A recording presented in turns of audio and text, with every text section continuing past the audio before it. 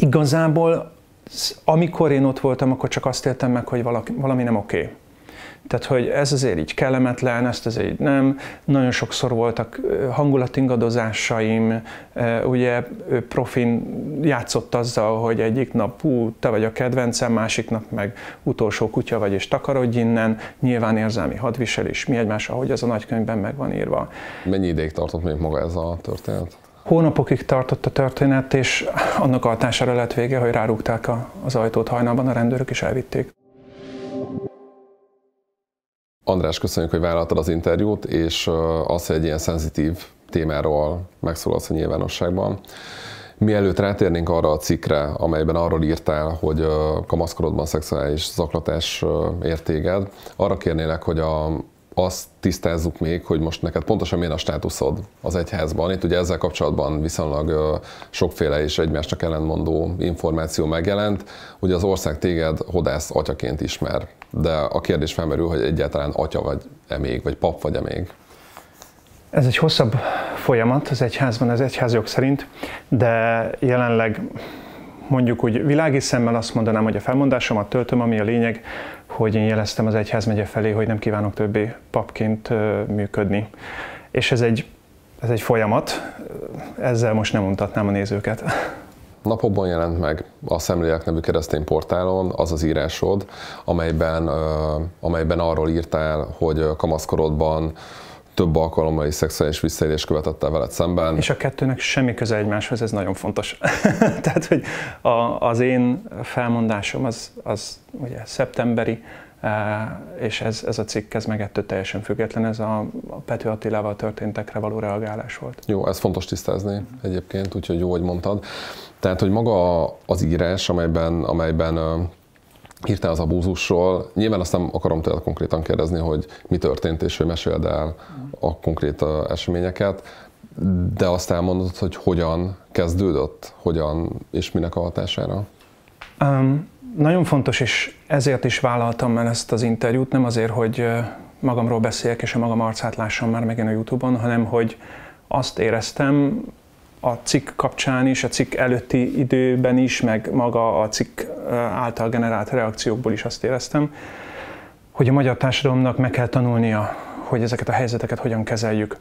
És itt rögtön reagálnék arra, hogy például ez egy nagyon kulcsfontosságú kérdés, hogy egy áldozattal sosem szabad elmeséltetni, hogy mi történt. Ugye egyrészt mögött mindig van egy ilyen, hogy amikor kérdezik az emberek, hogy na de hát mi történt, hogy akkor majd én megmondom, hogy ez tényleg abúzus volt-e.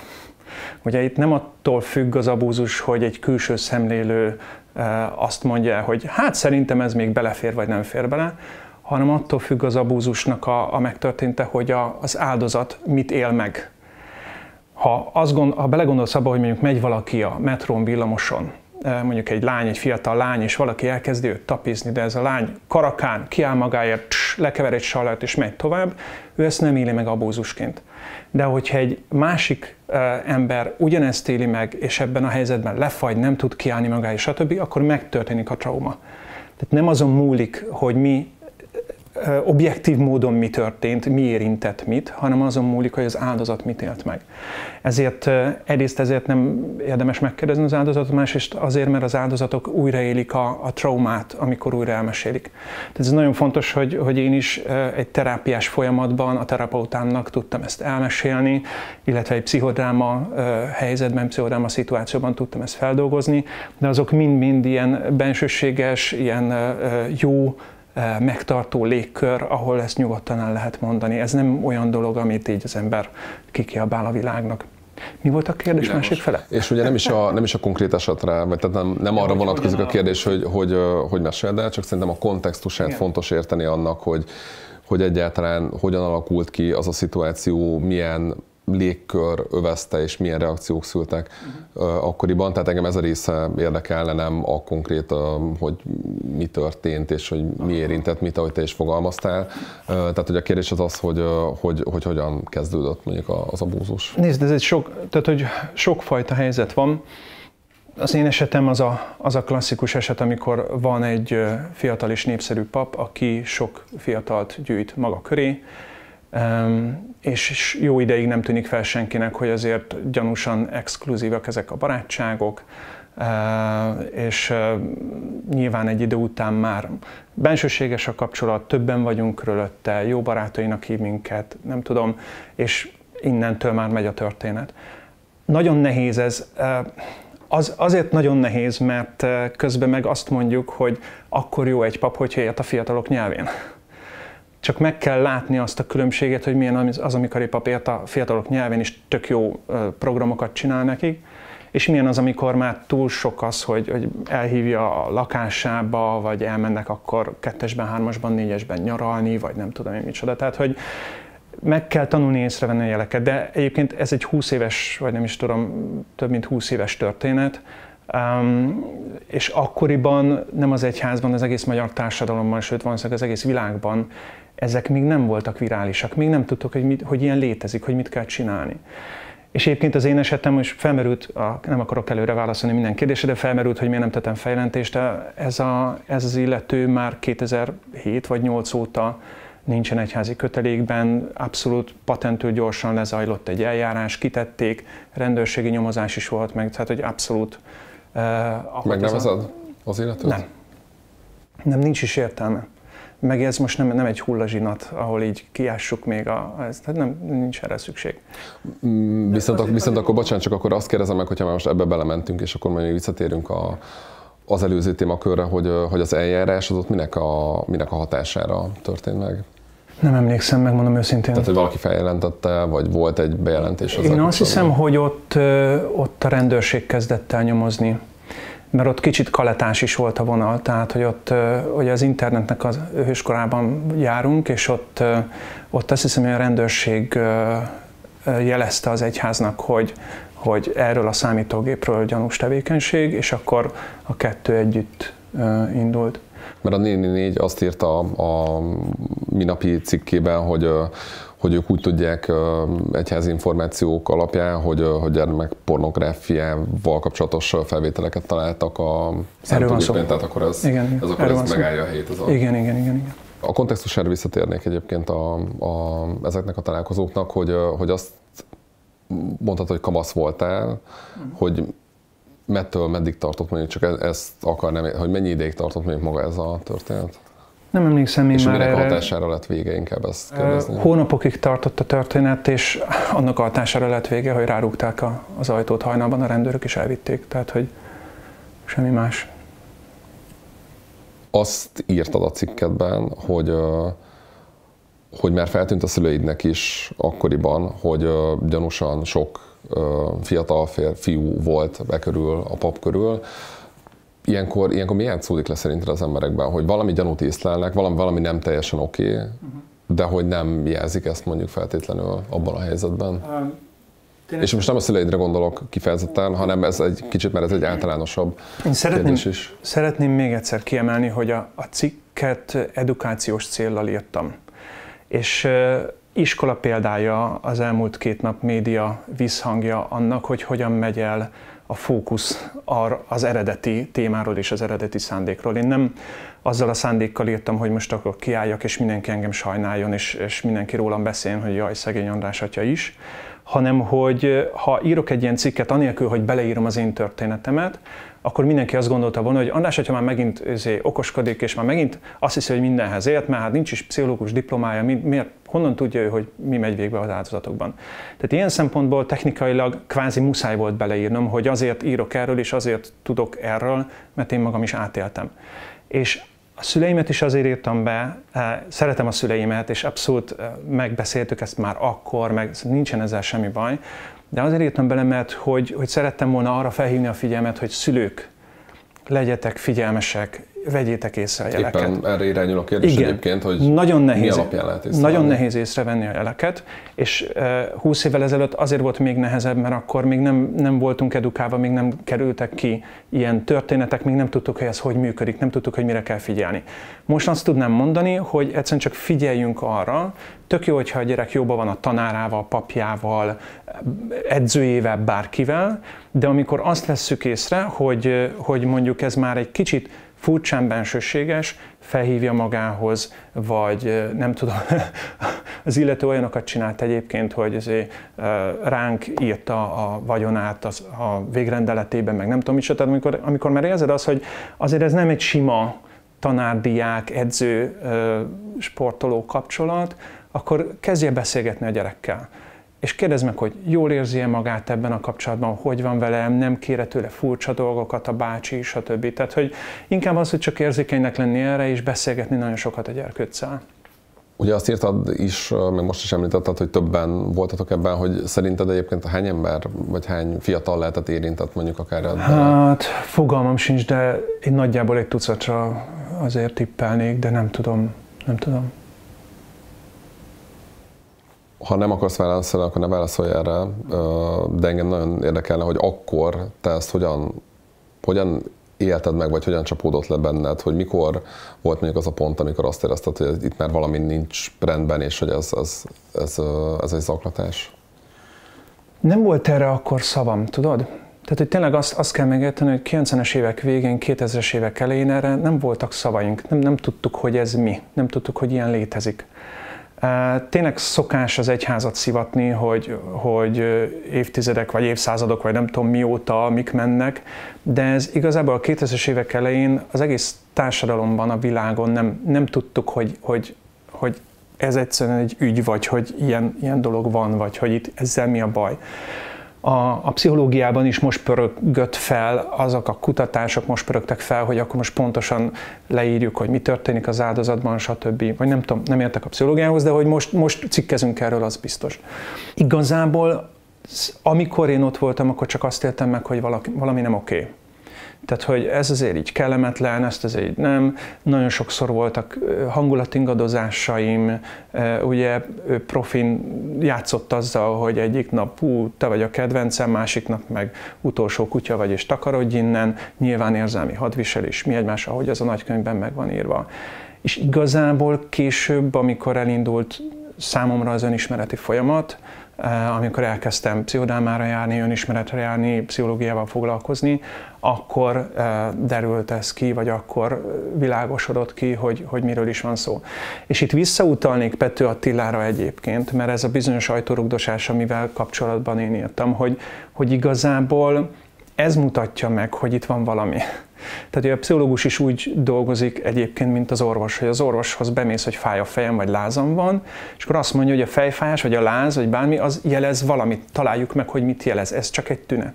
Az, hogy valaki elveszíti az önkontrollját, és bizonyos szituációkban magából kikelve dühöng, akkor az azt jelenti, hogy neki van valamilyen traumatikus élménye egy nagyon hasonló típusú szituációban. És egy jó terapeuta ebbe az irányba kezd el kutakodni, hogy akkor na, és nálam is így volt, hogy pszichodrámán miért püföl valaki üvöltve egy párnát? Hát tegyük fel a kérdést. Ennyi. Azt elmondanád, mert az nem biztos, hogy minden nézőnek teljesen világos, hogy egyrészt mi volt az Attila ügye, és hogy konkrétan te minek a hatására döntöttél úgy, hogy most a nyilvánosságban fogsz erről beszélni? Ugye nem tudom, hogy az Attila ügyét mennyire kell bemutatni, ő volt az első fiatal, aki névvel arccal vállalta, hogy mi történt vele. Egy nagyon egyébként népszerű atyát vádolt ő meg, szóval, hogy atyával kapcsolatban mesélte el az ő történetét, hogy ez az atya őt még fiatal korában szexuálisan zaklatta. Később kiderült, hogy nem volt egyedül, és az atyát fel is mentették, és abszolút most már nincsen egyházi szolgálatban. Egyébként megtörtént a rendőrségi feljelentés is, tehát hogy minden ellenkező híresztelés ellenére az egyház maga vitte be a teljes iratcsomagot, és tette le a rendőrség asztalára.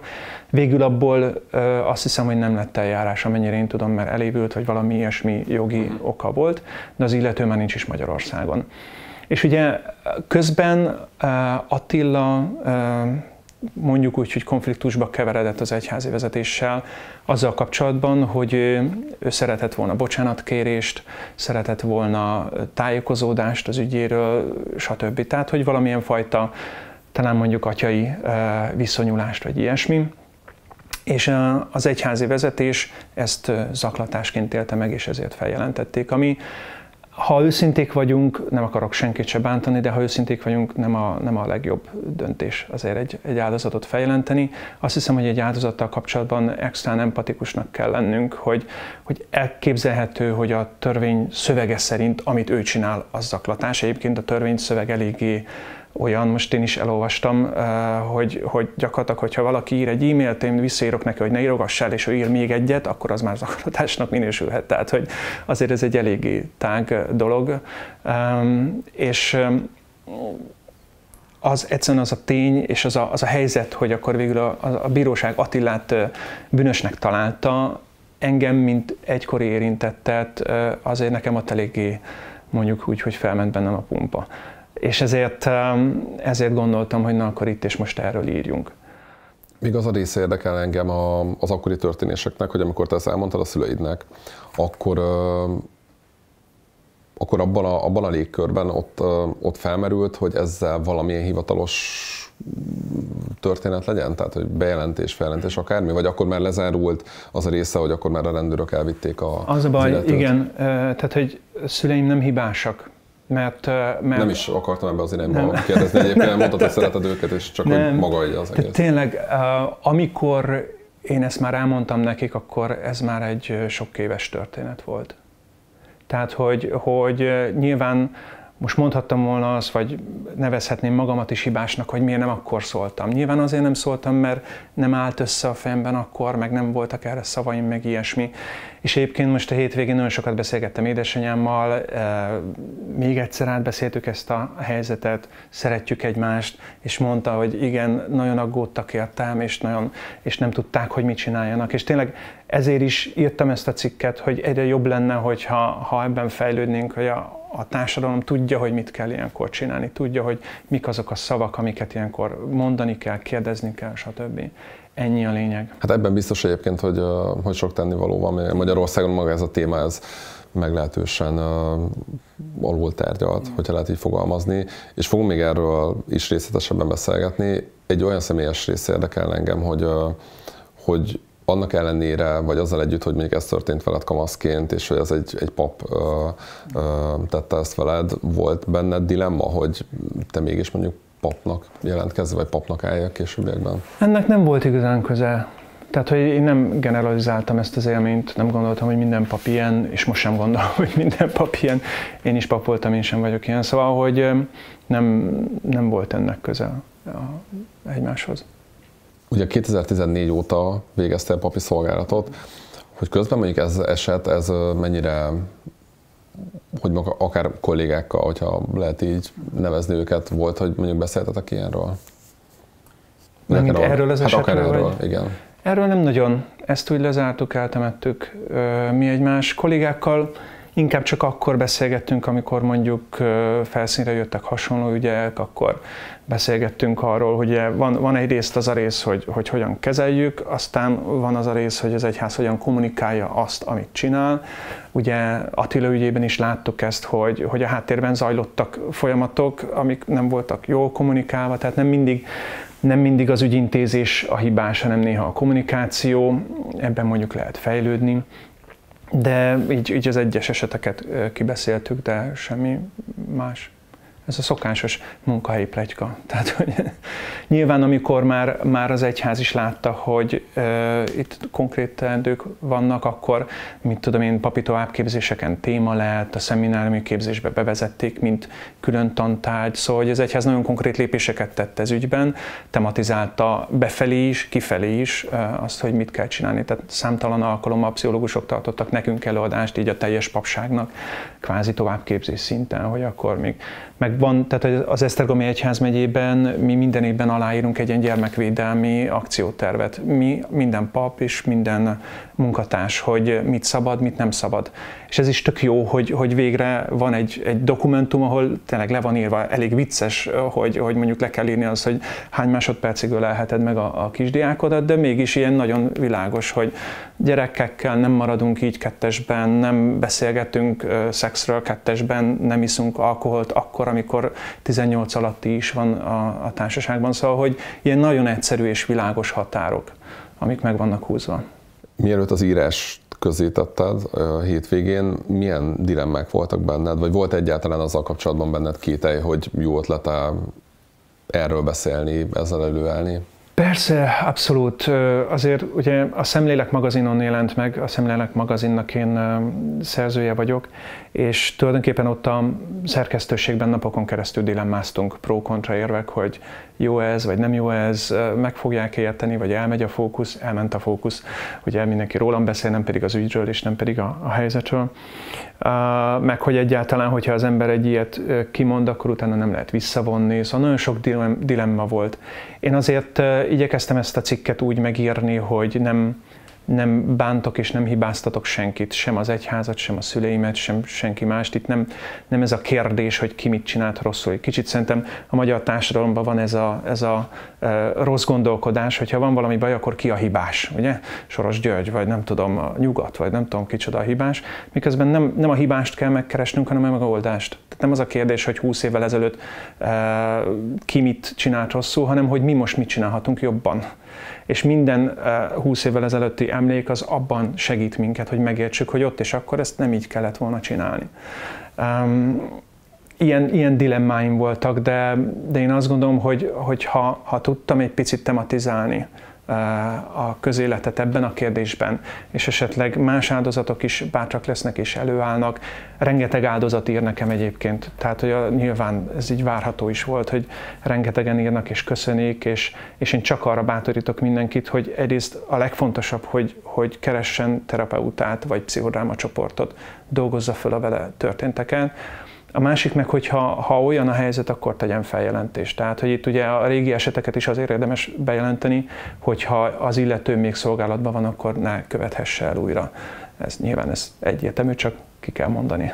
Egyébként pont akarok beszélni arról, hogy a múltfeldolgozás a magyar katolikus egyházon belül. Ugye te is beszéltél arról, hogy nagyon előremutató prevenciós lépések történtek abba az irányba, hogy ma már ne történjenek ilyenek, vagy kisebb számban történjenek, viszont azzal kapcsolatban azért több kritika éri az egyházat, hogy az, hogy legyen egy átfogó vizsgálat, ahol egyébként nyilván az áldozatok is hát elmondhatják, hogy mi történt velük, és egyáltalán mondjuk megkapják azt a bocsánatkérést minimum, ami nekik járna.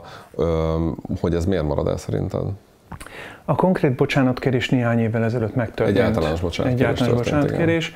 A vizsgálat, ez az átfogó vizsgálat, amit látunk mondjuk Németországban, vagy Franciaországban. Vagy Lengyelországban, vagy Ausztráliában, vagy szinte mindenhol a világon. Az Egyesült Államokban, Magyarországon nem. Ez nálunk sajnos hiányzik, és ez védhetetlen. Tehát ezt nem lehet kimagyarázni, ezt meg kéne csinálni. De mi az oka ennek szerinted, hogy nálunk nem történik meg? Tehát még Lengyelországban is, ami azért egy nagyon mélyen vallásos, nagyon erős katolikus közösséggel rendelkező ország. Nézd, egyrészt fogalmam sincs erről, tényleg meg kéne kérdezni a vezetést. Én azt tudom gondolni, hogy valószínűleg van egyfajta félelem ezzel kapcsolatban, hogy akkor egyrészt ez milyen fényt vet ránk, akkor azt utána hogy kommunikáljuk, akkor nem kormányuzzuk ebbe magunkat egy olyan utcába, amiből aztán nem tudunk kijönni. Szóval ez sok félelem lehet itt, de nem tudom, nem beszéltem soha erről, meg ez nem is az én asztalom. Tehát, hogy én azt tudom tenni, hogy mondjuk akik hozzám fordultak, akár papként az elmúlt években hasonló esettel, én mindenkit elvittem, akár ugye van most már ilyen hivatalos egyházi bizottság, ahol bejelentést lehet tenni. Például az Esztergomi Érsekség honlapján ott van egy külön fül, hogy itt tudsz bejelentést tenni, akár névtelenül is, nyugodtan, ott pszichológusok fogadják, jogászok fogadják, stb. A rendőrségre is vittem be embert azért, mert ott olyan helyzet volt, szóval, hogy legyünk éberek és tegyük meg, amit meg tudunk tenni a környezetünkben. Az mit jelent, amit mondtál, hogy megkerestek akár papként is? Hát, hogy ugye a pap ez egy lelkivezető és egy bizalmi személy. Ugye eleve mi gyóntatunk. Például eljön valaki, a gyóntatás ugye az, hogy amikor ketten beszélgetünk és nincsenek kamerák, és a hívő elmondja az életének a legnehezebb pillanatait, bűneit, szégyelnivalóit, és én Isten áldását adom rá, és Isten bocsánatát közvetítem neki, ez a gyónás. És nagyon gyakran mondjuk egy ilyen helyzetben derül az ki, hogy valaki itt meri csak elmondani. Ez egy ilyen nagyon bensőséges helyzet, és itt meri csak elmondani. És akkor itt van lehetőség arra, hogy bátorítsam őt, hogy na akkor most itt a következő lépés az. Mert nagyon sok áldozat nem tudja, hogy mit csináljon, kihez forduljon, akkor most beszéljen a szüleivel, vagy akkor most beszéljen a barátaival, vagy kivel menjen be a rendőrségre. És ugye ebben tudok segíteni papként, meg az egyház is tud segíteni ebben, tehát hogy például amikor létrehozunk egy ilyen honlapot, és ott egy fület, hogy ide kattints és ide írd le, akkor ez egy ilyen világos és egyszerű lépésről lépésre haladható dolog. Azt a részét kérdezem meg először, hogy mondjuk az elmúlt évtizedekben mennyire volt szerinted mondjuk az egyházon belül általános probléma a szexuális visszaéléseknek a kérdése? Ugye az a baj, nem fogok tudni válaszolni erre a kérdésre, mert az a baj, hogy ez a típusú bűn a jellegéből adódóan általában rejtve marad. Tehát ha nem az egyház, hanem teljes társadalomra gondolunk, akkor is az ilyen típusú traumáknak kb. 10%-a kerül napvilágra. És ez nem a rendőrség hibája, és nem az egyház hibája elsősorban, hanem például az, hogy az áldozat eltemeti magában. Tehát nagyon sok áldozat akár úgy él, hogy nem is tudja, hogy ő áldozat, mert annyira eltemette az elméje ezt a traumatikus élményt, vagy úgy van vele, hogy tudom, hogy ez történt, de nem akarok róla beszélni senkinek, még egy pszichológusnak se, még egy rendőrnek se főleg. És ezért az ügyeknek a nagy része sajnos nem kerül nyilvánosságra, és eleve ugye amikor történik, akkor az egy 4 fal között történik, vagy nem tudom, tehát nem a nyílt utcán, vagy ilyesmi. Tehát nagyon nagy a látencia, ez eleve probléma. Én, ahogy így beleláttam egyébként az elmúlt 10 évben az egyház belső működésébe, én azért nem látom annyira sötétnek a helyzetet. Tehát így nem arról van szó, hogy minden második pap ilyeneket elkövet. Inkább arról van szó, hogy van 1-2 olyan eset, ami aztán nagy nyilvánosságot kap, és ott van több áldozat. Most tényleg nem tudom a statisztikát. És kérdezem így, mert tehát amilyen vizsgálatok folytak mondjuk külföldi országokban, akár Németország, Franciaország, ahol ilyen több ezres számokról beszéltek, ami csak mondjuk a hivatalos becslésekben megjelenik, és hogy annál még a valós számok nagyobbak lehetnek. És azért a szakértői megszólalások mondjuk Magyarországon abban az irányban mutattak, hogy azért Magyarország sem egy nagyon másik ország, mint bármelyik másik a világon, tehát hogy azért itt is jelentős számú esetek lehettek. El tudom képzelni, de én nem találkoztam vele, tehát hogy nincsen élményem ezzel kapcsolatban. Illetve a másik kérdés, amelyhez kapcsolódik, hogy ugye te is mondtad, hogy annak idején, amikor ugye te voltál kamasz, akkor is ugye lehetett tudni mondjuk arról a papról, hogy valami nincs teljesen rendben, hogy ez mondjuk ma mennyire van így szerinted, hogy vannak olyan emberek szolgálatban, akik végzik hivatásukat, akik körül úgy valami nincs teljesen rendben a légkör, de... Szerintem éppen ez a jó abban, hogy napvilágra kerültek esetek, hogy minden esetben ugye leírják, hogy mi történt, és nagyon sokan ilyenkor csapnak a homlokukra, amikor elolvassák az újságban, hogy ez történt, de hát velem is ez történt, akkor ezt így hívják, akkor ez az, amiről szó van? Vagy mondjuk elolvas egy szülő, és azt mondja, hogy hát nálunk is azért nagyon gyanús, hogy a foci edző azért miket csinál, vagy nem tudom micsoda. Tehát, hogy a társadalmat folyamatosan tanítjuk, edukáljuk ezekkel az esetekkel. Itt még egyszer mondom, nem arról van szó, hogy az áldozatok azért állnak elő, hogy magukat mutogassák, vagy András, hogyha már megint kevés volt a figyelem rajtam, akkor most ki kellett találnom valamit, hogy akkor mindenki rólam fog beszélni. Irgalmatlan, nehéz egy ilyet kimondani, és nem jó kedvemben csinálom, de ha tudunk arról beszélni, hogy most 9 millió magyar kezdje el megérteni, hogy mik azok a jelek, amikre figyelni kell, akkor már nyert ügyünk van. És ezért 20 évvel ezelőtt ezt nem tudtuk. Tehát 20-30 éve nem én, nem az egyház, nem a szüleim, senki nem tudta, hogy ezek olyan jelek, amik. Szóval én ezért nem haragszom a szüleimre, ezért nem vádolom őket, ezért nem haragszom akkor az akkori egyházra, ezért nem gondolom azt, hogy nem haragszom magamra sem, haragudhatnék magamra is, hogy most miért nem jutott eszembe. Hát nem tudtuk, hogy ez az. Vagy nem tudtuk, hogy ez mit fog később okozni. Ma már tudjuk azt, hogy egy ilyen élmény akár az embernek mondjuk a teljes felnőtt életére, a párválasztására, a szexualitására kihatással lehet, depressziót okozhat, öngyilkossági kísértéseket okozhat, stb. És egyszerűen, tehát most már tudjuk, de akkor nem tudtuk. Szerinted az egyház mennyire tesz megfelelő lépéseket abba az irányba, hogy a nyilvánosságban ez a kérdés kellő hangsúllyal és kellő komolysággal jelenjen meg, akár olyan légkört teremtve, amelyben mondjuk az áldozatok elő mernek állni, mernek megszólalni, megfelelő lépéseket megmerik tenni, hogy akár jeleznek, hogy még valaki aktív szolgálatban van, de az az ember az egyébként milyen dolgokat csinált. Mennyire segíti, akkor inkább egyszerűsítve a kérdés, mennyire segíti az egyház azt a folyamatot, hogy pozitív irányba legyen elmozdulás? Én komolyan azt gondolom, tehát sokan azt gondolják, hogy én nem szeretem az egyházat, meg kritizálom, meg én szeretem az egyházat, minden bénasága ellenére, és a legbénább egyházi személy én vagyok. Tehát, hogy én nem gondolom azt, a magunk módján, a magunk korlátolt módján megtesszük, amit meg tudunk tenni. Tehát, hogy azért az egyház most az elmúlt években már nagyon erősen kommunikálja ezt. Nem biztos, hogy minden fórumon, nem biztos, hogy jól használjuk a nyilvánosságot. Tehát mondjuk én például azt tudom képzelni, hogy milyen jó lenne, hogyha mondjuk lenne egy-két kijelölt atya, aki mondjuk végigjárja az úgynevezett szekuláris sajtót, vagy mondjuk nem a belső egyházi sajtót ezzel, mert a belső egyházi sajtóban azért nagyon, nagyon tárgyalva van ez a téma. Konferenciák vannak arról, riportok vannak, stb. De mondjuk ki olvassa a belső egyházi sajtót, ugye, ami nekünk katolikusoknak szól, hát nem sokan. De mondjuk az biztos, hogy azt csinálhatnánk jobban, hogy mondjuk ezekkel elmenni világi médiumokhoz, olyanokhoz, akik nem ilyen belsősek, és akkor elmondani nekik is az ő nyelvükön, stb. Szóval én azt gondolom, hogy megteszünk mindent, lehetne jobban, ez biztos. Például azt láttad, hogy az egyház hogyan reagált mondjuk a te cikkedre? Megmondom őszintén, nem nagyon olvastam most az elmúlt napokban semmit. Valami közleményt talán kiraktak, de hogyha beidézed nekem, akkor... Egy ilyen pár soros reakciójuk volt a Magyar Kurír megkeresésére, közölte az Esztergom budapesti főegyház megye, hogy András atya az ügyben nem tett bejelentést, Hodász András betegszabadsága óta is kapcsolatban áll a főegyház megye munkatársaival. Ergo ők is a lényegre fókuszáltak.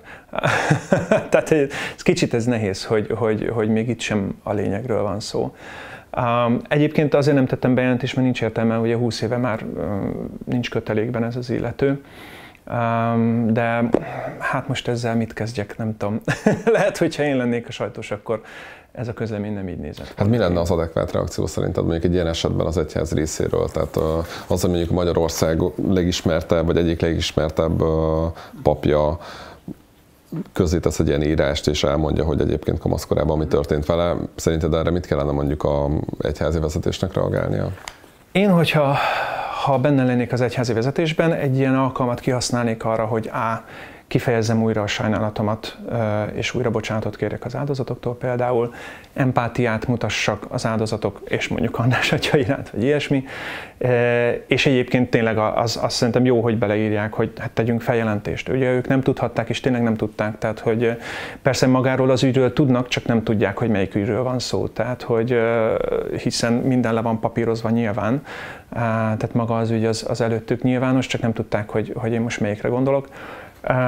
De az biztos, hogy ennél egy kicsit bőbeszédűbb, vagy mondjuk egy ilyen típusú interjú a Magyar Kuríron velem, az se lett volna egy rossz ötlet. De ez a hajó már elment. Engem még az a része azért érdekelne, és kicsit egyébként egy politikai szinten kinyitnám ezt a beszélgetést, hogy szerinted ma az egyház vezetése az mennyire független a politikai hatalomtól? Kicsit néha az érzésem, hogy velem akarjátok kimondatni azt, amit ti is gondoltok, nem ti, hanem mondjuk a teljes magyar sajtó. Én azt hiszem, hogy ez nem egy annyira, hogy mondjam, anélkül, hogy én erre válaszolnék, anélkül is tudja mindenki a választ. Tehát, hogy mondok akkor csak egy objektív tényt, amivel nem tudunk vitatkozni talán. 1996-ban kiadott a Magyar Katolikus Püspöki Kar egy körlevelet, az volt a címe, hogy igazságosabb és testvériesebb világot. Abban a körlevélben eléggé határozottan, lánglelkű szózatokkal szólították fel a politikai vezetést, hogy az akkori 20%-os infláció a társadalom elszegényedéséhez vezet, és tegyenek meg mindent, hogy ne legyen 20%-os infláció. Szó van benne a tanárokról, a tanárok helyzetéről 96-ban, hogy milyen a tanárok helyzete, fizetése, stb. És most ehhez tett hozzá azt, hogy most néhány héttel vagy hónappal ezelőtt meg kiadtak egy közleményt, hogy hát a tanárok ne sztrájkoljanak, ne polgári engedetlenkedjenek, hanem végezzék a munkájukat, és tárgyalásos úton próbáljanak meg rendezni. Tehát, hogy itt azért objektív szemléletet, itt most nem mondhatnám, kimagyarázhatnám, nem tudom is, de objektíve azt látjuk, hogy van egy elég nagy változás. Hogy mi zajlik a háttérben, én ezt nem tudom, tehát hogy nem vagyok ott, nem tudom, hogy melyik telefon csörög és ki van a vonal végén, vagy hogy csörög a telefon, vagy nem. De számomra az fájdalmas látni, nekem, mint ex-papnak, fájdalmas azt látni, hogy az egyház, ami alapvetően az emberekért, a szegényekért, a társadalomért van, és nem a templom felújításért, az egyház elengedte az emberek kezét. Itt ülünk egy hatalmas válságban. És nem csak rezsiválság, nem csak Covid, nem csak háború, hanem spirituális válság van.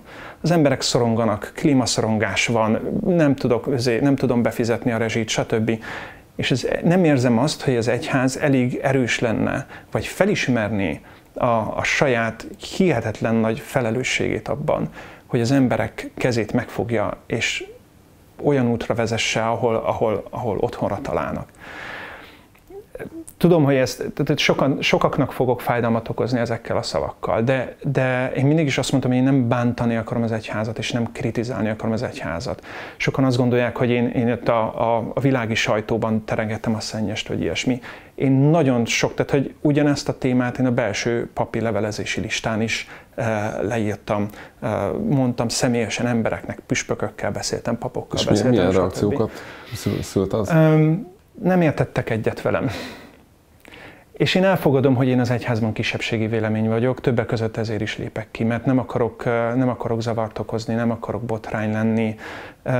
Én látom azt, hogy ilyen értelemben nincsen helyem az egyházban, és tényleg kisebbségi vélemény vagyok. Tehát amikor felmerült a levelező listán, hogy mit mondjunk a híveinknek, akik jönnek be a templomba, és egyébként tanárok, és akkor hogy sztrájkoljanak, vagy ne sztrájkoljanak, én nagyon határozottan beidéztem a katekizmust. A Magyar Katolikus Egyház hivatalos tanítása, a katekizmus azt írja, hogy a munkavállalónak joga van sztrájkolni, akkor, hogyha a munkakörülményei, stb. Ezt tudom mondani. Én nagyon sajnálom, egyébként nagyon szeretem az egyházat, tehát továbbra is járok misére, hiszek Istenben, és azt nagyon fontos látni egyébként, ezt nem biztos, hogy egy nem hívő ember látja, de számunkra az egyház nem emberek összessége, ez nem egy szervezet. Ugyan, amit a világ lát az egyházból, azok püspökök, papok, szervezet, nem tudom micsoda. Mi Krisztust látjuk benne. Tehát az a hitünk, hogy Jézus Krisztus azért alapította az egyházat, hogy az egyház szentségein keresztül, a keresztség, az eukarisztia, az oltári szentség, a házasság szentsége, ezeken a szentségeken keresztül minket Krisztus maga megerősítsen. És ez akkor is megtörténik, hogyha az a pap, aki ott van, az ellenzéki, vagy kormánypárti, vagy éppen bűnös, teljesen mindegy. Az én kezeimben, az én bűnös ellenzéki kezeimben is az oltáron megjelent Jézus, és az emberek Jézussal találkoztak akkor, amikor oda jöttek a misére. Szóval ezt kell látni, hogy számomra az egyház bőven több, mint papok, püspökök összessége. Csak az egyik reakció, ami eszembe jutott, hogy azt mondtad, hogy szereted az egyházat, szerintem azzal teljesen összefér, hogy egyébként az ember kritizálja Szerintem is, csak sokak szerint nem. De pont ez van bennem, akkor te legalább érted, hogy pont azért kritizálsz, pont azért mutatsz rá a problémákra, mert szeretnéd, ha jobb lenne, ha jobban működne. A Magyar Katolikus Egyház, nem tudom, ha megnézed a népszámlálási adatokat, 2001 és 2011 között, ugye ez a két legutóbbi népszámlálás, aminek már elérhetők az adatai. 2001 és 2011 között 1,7 millió embert veszített csak a Magyar Katolikus Egyház. Egy alig 10 milliós országban majdnem 2 millió ember már nem vallja magát katolikusnak. Ez szerintem tragédia. Mire számítasz egyébként most a legutóbbi adat? Szerintem ez még rosszabb lesz most. És számtalan ember keres meg engem azzal, és számtalan emberrel találkozok. Régi barátaim, akik nagyon hívők voltak, hogy már nem tudnak templom közelébe menni. Mert hogy politikát hallanak a templomban, mert hogy nem kapnak semmit. Lehetne mondani, és most tényleg nem akarok belemenni. De hiba bevinni egyébként a direkt politikát a templomban? Mert hogy mégis azért közéleti kérdésekkel foglalkoznak, tehát amiről te beszéltél, hogy az infláció és hogy megfogni a szegény embereknek a kezét, tehát ezek azért mind közélet közeli, vagy hát direkt közéleti kérdések is. Az, hogy hiba-e vagy nem hiba, azt mindenki döntse el maga. Én azt gondolom róla, hogy konkrét pártpolitikát én sosem folytattam, tehát hogy egyik párt mellett sem bíztattam úgy, hogy tudom, volt egy közös fotóm, nem biztos, hogy az jó ötlet volt. Volt egy interjúd is, amiben mondtad, hogy te egyébként abban a pillanatban a Márki-Zay Pétert támogatod. Igen, ez igaz, nem biztos, hogy ez jó ötlet volt pont emiatt, de azt gondolom, hogy társadalmi kérdésekről, politikai kérdésekről, inflációról, tanárokról, egészségügyről, stb. Beszélni, az mindenkinek joga, sőt az egyháznak kötelessége is, mert az egyháznak van társadalmi tanítása. Tehát ha megnézed az egyháznak a hivatalos dokumentumait, akkor nagyon kövéren benne van abban, hogy kell kinézni egy társadalomnak, milyen az az igazságos bér, a jó munkakörülmények, ezt nagyon konkrétan le van írva. Ami nagyon fontos viszont, hogy politikáról templomban én például soha. Tehát lehet, hogy egy interjúban elmondtam, lehet, hogy a templomon kívül fotózkodtam, de a prédikáció az evangéliumra való, semmi másra. Maximum társadalmi kérdésekről beszéltem, de akkor sem ilyenekről, hogy mondjuk tanárhiány, hanem olyanokról, hogy mondjuk a társadalmi szorongásaink, vagy a társadalmunkban lévő gyűlölködés, vagy a társadalmunk depressziója, vagy a túlhajtott, kiégett társadalom, ilyesmi. Beszéltél arról, hogy a prédikációba te nem vitted bele a direkt a politizálást. Hiányzik egyébként? A prédikáció nagyon. Ja.